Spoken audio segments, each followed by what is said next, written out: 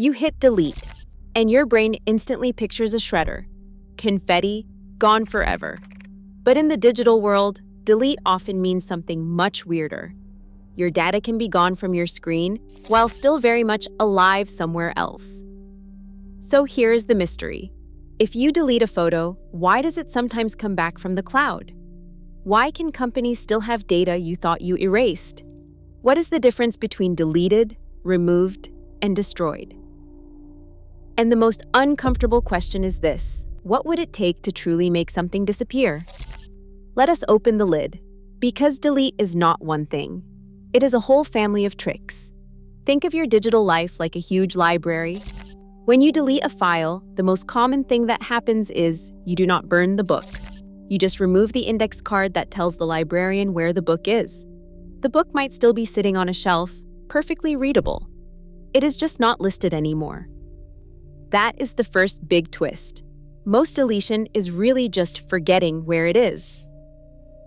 On many systems, deleting a file often means the computer marks that space as available, like putting an empty sign on a seat while someone is still sitting there. And until new data sits down in that same seat and overwrites it, parts of the old data can linger, which explains something you've probably seen. A deleted file sometimes gets recovered, not because your computer is haunted, because the data was never truly scrubbed, it was just unlisted. Now here's the clever part. Modern devices do not store data in one neat place. They scatter it. Your phone saves a photo, but it also makes a thumbnail, a cached preview, a version for fast loading, a version edited by an app, a version sent in a message, a copy in a backup, a copy in a cloud sync folder, a copy in someone else's chat thread. Deletion becomes less like shredding paper and more like trying to remove glitter from a carpet. You can vacuum the surface, but the sparkle is still in the fibers. So when you delete something, you might be deleting one pointer in one app, while half a dozen other pointers still point to versions elsewhere. That leads to a second twist.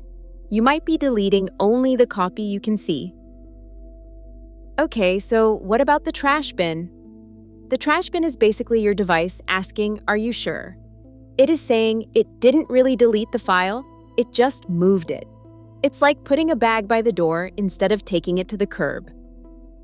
Emptying the trash feels final. But even then, the underlying storage may still contain the old bits until they are overwritten. And here's the catch. Overwriting does not always happen quickly. It depends on how storage is managed, what kind of device you have, and how much new data you create. So gone can mean not visible rather than not present. Now let's zoom out. Because the moment your data leaves your device, messages, photos, searches, location pings, you are not dealing with one library anymore. You are dealing with a city of libraries. Your data can be copied for many reasons. Reliability, so things do not break. Speed, so things load fast. Security, so there is a backup if you lose access. Analytics, so companies can understand usage. Compliance, so records exist for a required period. Fraud prevention, so suspicious behavior can be detected. Each purpose can create its own version of your data in different places. So when you click Delete Account, what is actually happening? Sometimes it means we will stop showing your profile publicly. Sometimes it means we will remove your active data after a delay. Sometimes it means we will remove most data, but keep certain records for legal, security, or operational reasons. And sometimes, and this is the one that surprises people, it means we will delete what we can quickly, and the rest will disappear gradually as systems cycle. So deletion is often not a single door slamming shut. It is a slow fade across many rooms. But there is an even stranger twist. Even if the original content is deleted, the shadow of it can remain. Like this. A platform deletes a photo, but it keeps a record that you uploaded a photo at a time from a device in a location that got likes from certain accounts. That is not the photo, but it is a map of the photo's existence. Or this, a company deletes your message. but it retains an event log that a message was sent, to whom, and when, because systems need logs to function and to defend against abuse. Again, not the message, but still a footprint. So you might delete the thing while the echo remains. Now, myth time. Myth number 1. Incognito mode means nothing is saved. Reality, it mainly means your browser will not keep local history the same way. It does not magically stop websites, networks, or services from seeing activity. Myth number 2. If I delete it, nobody can ever get it. Reality, deletion lowers exposure, and that is valuable, but it does not guarantee total disappearance if copies exist elsewhere. And that takes us to the human part. Because the most permanent storage device on Earth is another person's phone. You can delete your copy. You can delete your post. But you cannot delete the screenshot someone took at 2:13 in the morning, or the forwarded message in a private group you will never see. That is the social layer of deletion. Your control ends at the edge of your own systems. So what happens next? If delete does not always mean destroy, what does real deletion look like? Real deletion is closer to erasing the ink than removing the label. On many modern devices, especially those using encryption, a powerful method is to destroy the key that unlocks the data. Imagine every file is locked in a box. Deleting the file can sometimes mean tossing the key into a furnace. The boxes might still exist physically, but without the key, they are effectively gibberish. That is one reason encryption is such a big deal. It changes deletion from hope, it gets overwritten to making data unreadable. But even then, you are back to the city of libraries problem. If a copy exists with a different key, or in a backup that is not affected, your destruction of one key does not destroy them all.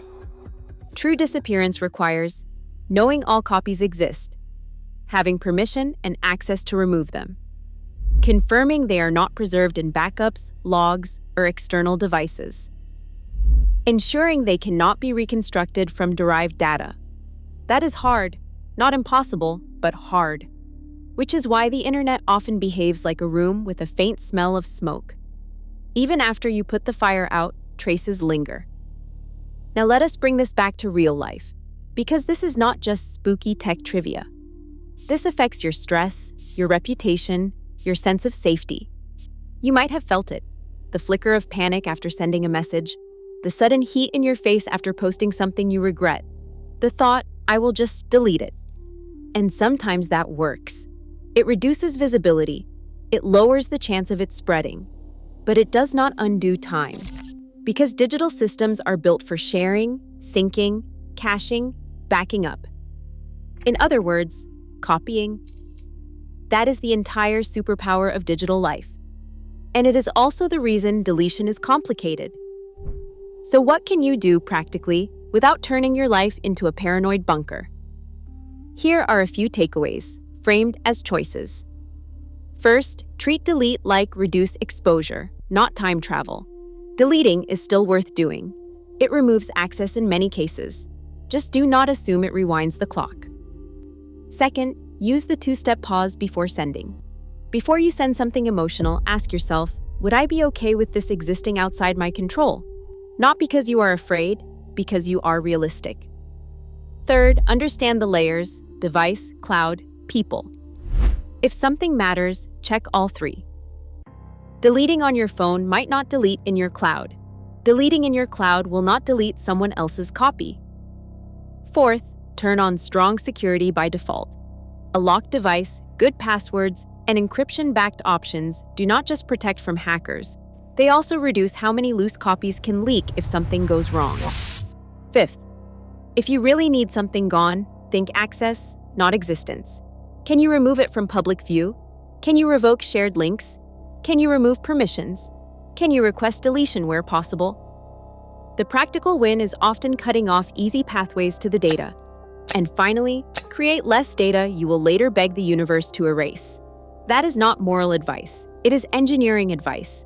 The easiest file to delete is the one you never made 10 copies of. So, did it really go away? Sometimes, yes, eventually, functionally, effectively. Often, it goes away from you first. and the rest takes time. But the bigger message is this: the delete button is not a shredder, it is a dimmer switch. And the more places your data travels, devices, clouds, chats, screenshots, the more dimmers you would have to find. So next time you hit delete, remember what you are really doing. You are not erasing the past, you are closing doors in the present.